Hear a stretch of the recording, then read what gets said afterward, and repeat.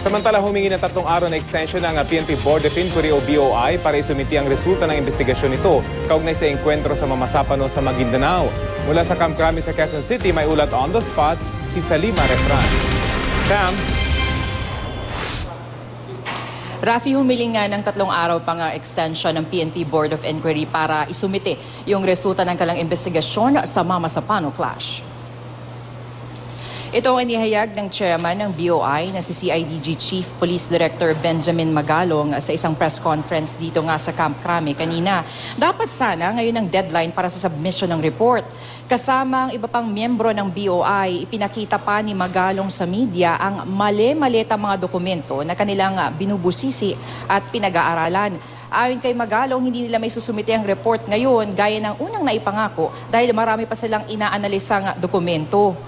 Dagdag pa ni Magalong, importanteng hindi nila paspasan ang paggawa ng report para maabot lamang ang deadline kung masasakripisyo naman ang kalidad nito.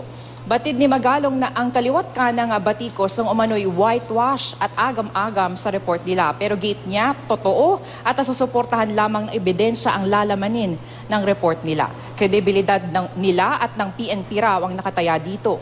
Inihayag din ni Magalong na hindi na pumayag na sumailalim sa follow-up interview si resigned PNP Chief Director General Alan Purisima. Hindi rin ito sinumite ang kanyang cellphone para masilip ito.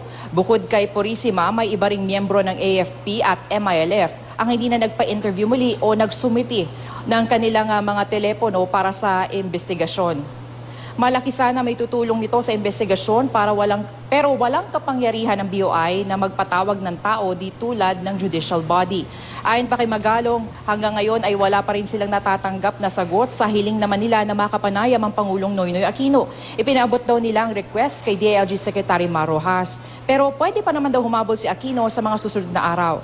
Giit ni Magalong, makikita sa report kung sino-sino talaga ang mga may pagkukulang at dapat managot sa madugong engkwentro na ikinasawi ng 44 na miyembro ng SAF.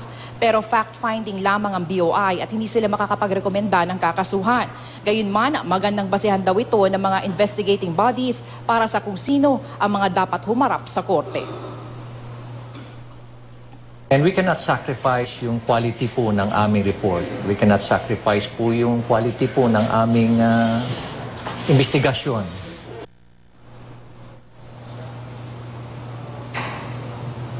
Rafi, bukod nga kay Pangulong Aquino, bibigyan din ng kopya ang Senado, Kongreso, DOJ, Ombudsman, CHR at maging ang mga pamilya ng Fallen 44 kung hihilingin nila ito.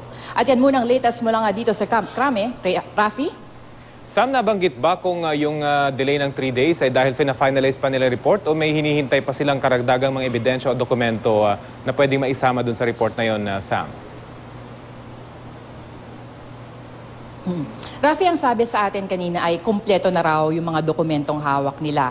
Pero yun nga, umaasa sila na within the next 3 days, baka nga naman pumayag itong Pangulong Aquino na magbigay ng pahayag sa kanila. But then, inulit nga kanina ni General Magalong na wala silang kapangyarihan para magpatawag ng tao, lalong-lalo na ng Pangulo dahil judicial body sila. Pero sa ngayon, kumpleto na yung kanilang mga dokumento. Ang kailangan na lamang ay analyze ang mga ito at siguraduhin na yung magiging resulta o yung magiging findings, yung makikita nila doon ay nasusuportahan ng ebidensya. Rafi? At Sam, bagamat nilinaw nga ni General Magalong na wala silang i-recommend ng kasuhan doon sa ilalabas na report, pero naka-indicate naman dito kung sino ang posibleng may kasalanan doon sa nangyaring Mamasapano incident, Sam. Rafi, yan yung siniguro sa atin ni General Magalong kanina na makikita kung sino-sino yung mga may pagkukulang doon sa nangyaring ang operasyon. At yun nga, ang gusto nila ay maipakita lamang ito dahil fact-finding nga sila. Pero sinabi niya na maaaring magandang basehan yung kanilang report para doon naman sa mga investigating bodies na maaaring magkaso ng administratibo at kriminal sa mga taong ito. Rafi? Okay, maraming salamat. Salima Refran.